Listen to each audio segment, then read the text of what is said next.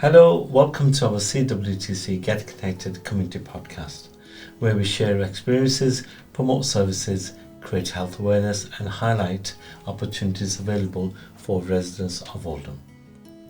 Research shows that the first 1001 days from pregnancy to a child's second birthday are a critical time for development.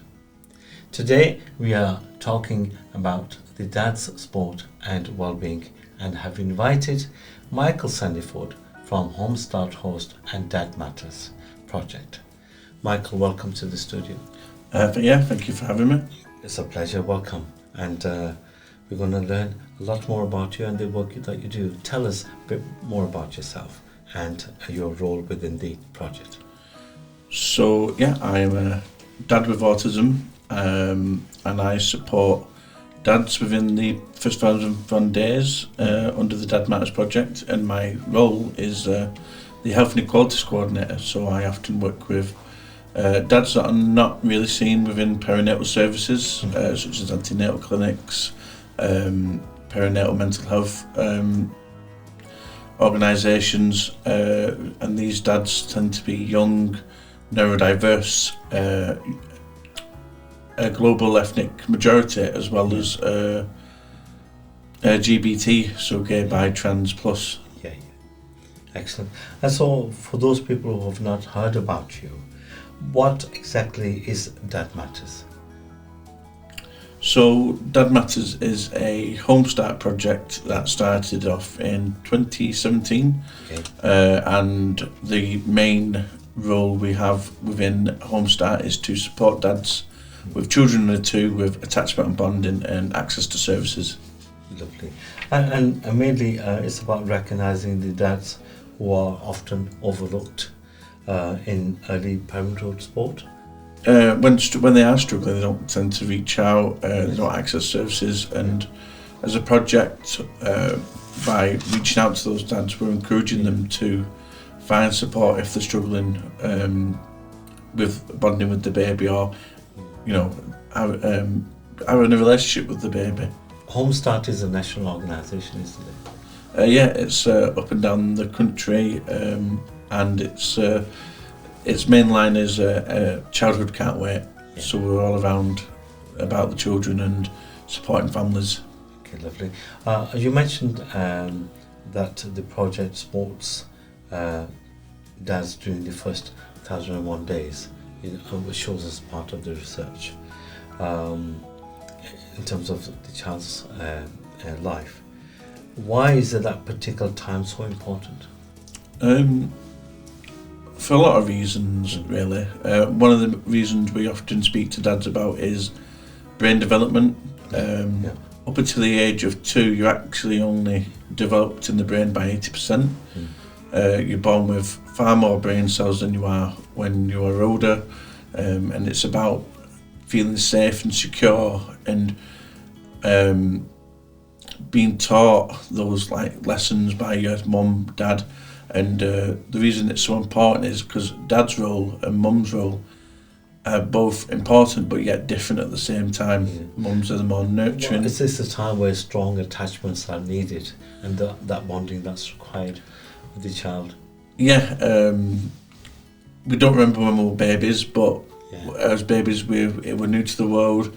We don't feel safe, and the comfort from mum is where the safety comes from, and when we play with dad, that's where our fun comes from. Yeah, absolutely. And it's vital for both the child and the dad, and dad's well-being as well. Yeah, so a baby's well-being can also depend on us, but our well-being can also be dependent on the baby, and we often remind dads that if we can't look after ourselves, how can we look after baby? So that often gets dads opening up and speaking. Excellent. So what kind of activities or outreach work do you do with dads, particularly in Oldham? Within Oldham, we work... Or should I say within Tameside, Oldham, and maybe Rochester? Well, we cover the whole of Greater Manchester. Oh, excellent. Okay.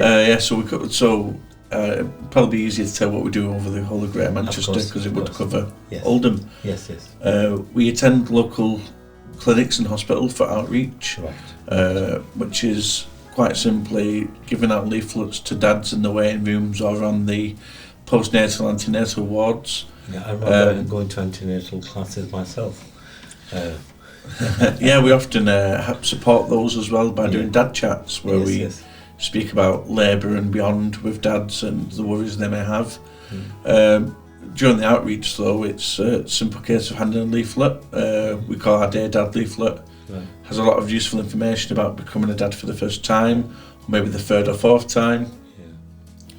And then what happens is important from there is the engagement, the hello. The leaflet's a tool. Yeah. It's the conversations we have with those dads there then that encourage them to reach out.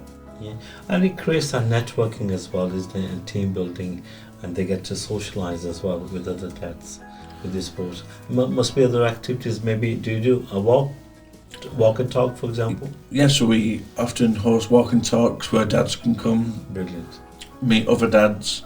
That's often open to all dads. So even if they don't have a dad under 2, they can still come because they might feel like they want to support other dads. And you know, we often have volunteers as well that are dads that could provide those walk and talks and that lived experience to support new dads. I suppose it's about getting that fresh air. You have conversations, feel safe, and feel supported out. Mainly. Yeah, so in the walk and talks, it's a safe space. I often joke with dads it gets some brownie points by giving mum a break, but also gives them the opportunity to just be dad without judgment, just other dads there, ask for support, for advice. Excellent. And that's open to anyone. Other support we offer in Greater Manchester is peer-to-peer. So you can either self-refer into Dad Matters or have a health professional refer you into, such as a midwife or health visitor. I think that was my next questions. Your organisation, Dads working with professionals to support families. How do they engage with those professionals? So we often provide what we call professionals training to these professionionals. So health visitors, attachment services. Even sometimes infant feeding services. If they potentially work with a dad, they'll attend our professionals training, which then gives them an idea of what we do and how we support dads and how to refer those dads. Yeah. And even discussing with midwives as well.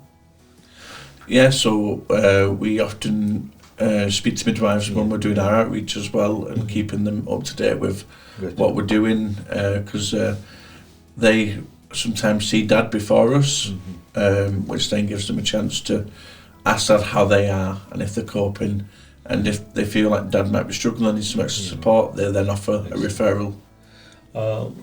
We have emerging communities and we celebrate the diversity that we have in the country. So when you're focusing on health inequalities, culture of things, how do you support dads who are from the various ethnic backgrounds? That's a good question.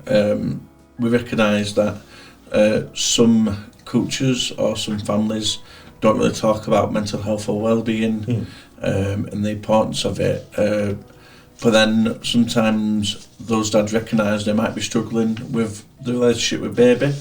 So we tend to focus on the attachment and bonding, which then heals the well-being. So if they're stressed or they feel like they're not doing a good job, by supporting them with the peer-to-peer work and then encourage them to heal.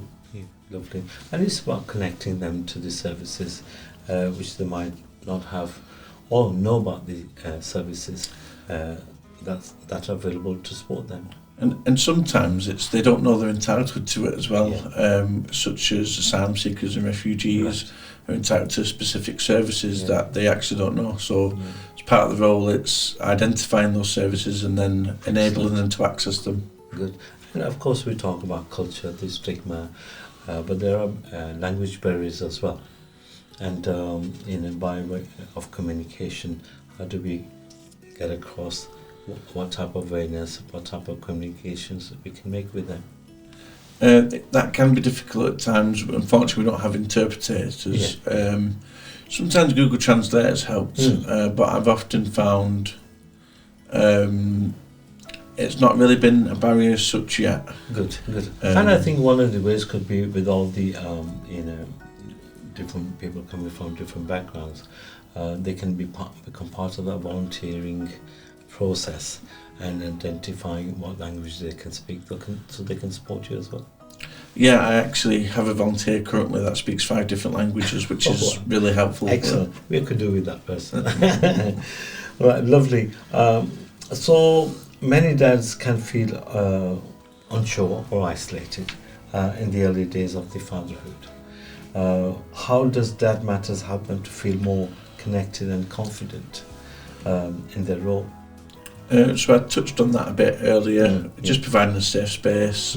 I always remind dads that there's no such thing as a stupid question or thought.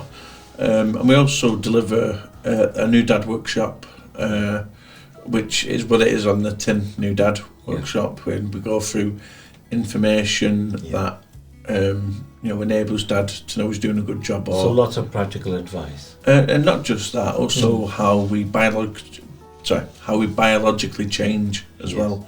A lot of that's through a doctor called Dr. Anna Makin, she's called, and she writes a lot and studies about dads. And some of the information we use is like your testosterone drops by 30% when you become a dad.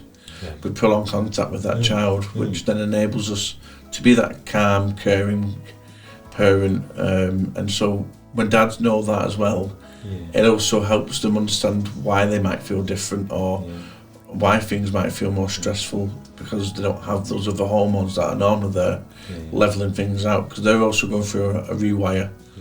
Lots of expertise and knowledge there, which people take it for granted.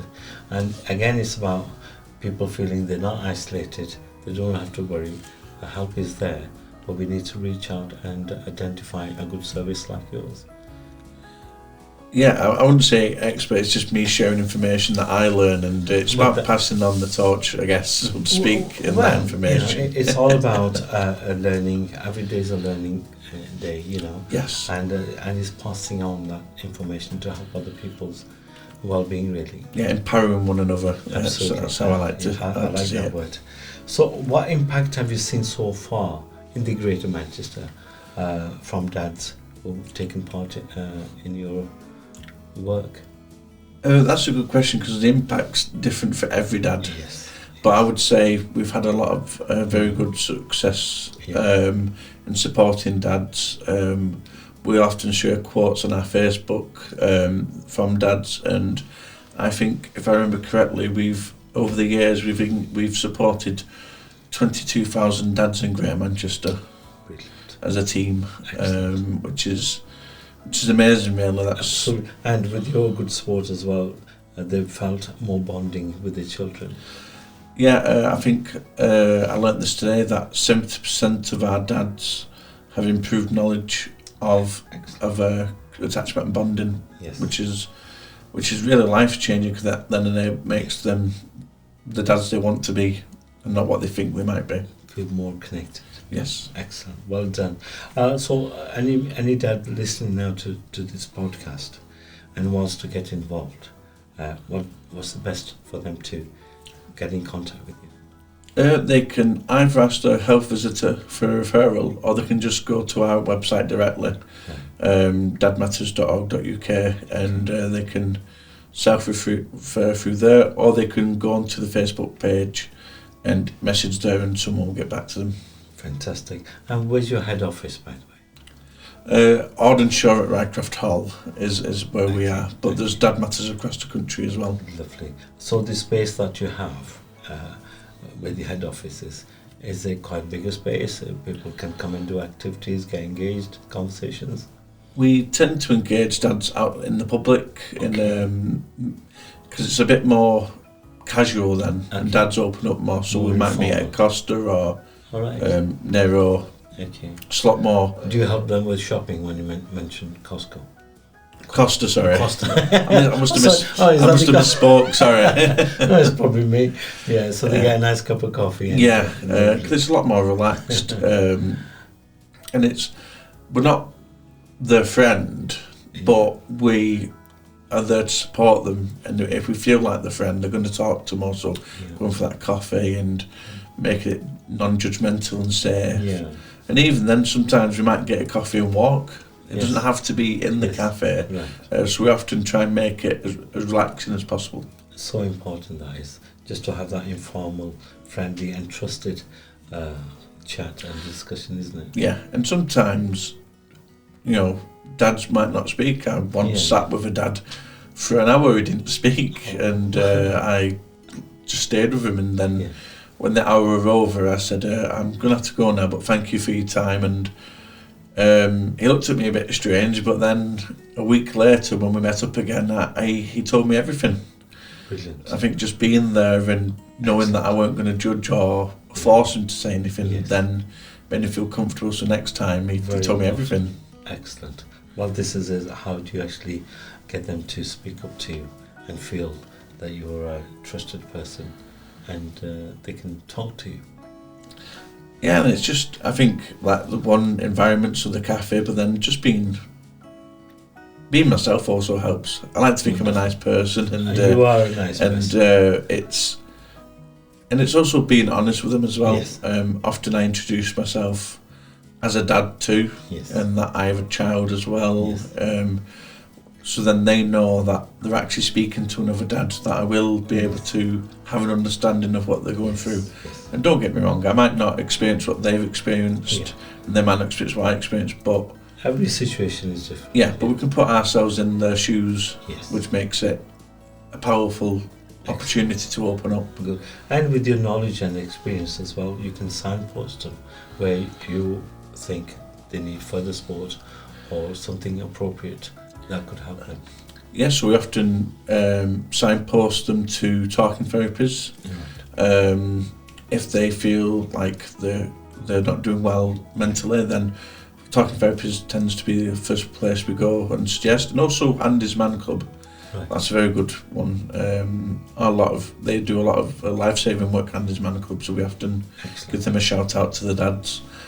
And alongside that, we might refer them to attachment services if what they needs more clinical help. Yes. Like even though we have a lot of information and experience, we always leave it to the professionals for the more detailed stuff. And everything that you do is obviously protected, safeguarded, and confidential.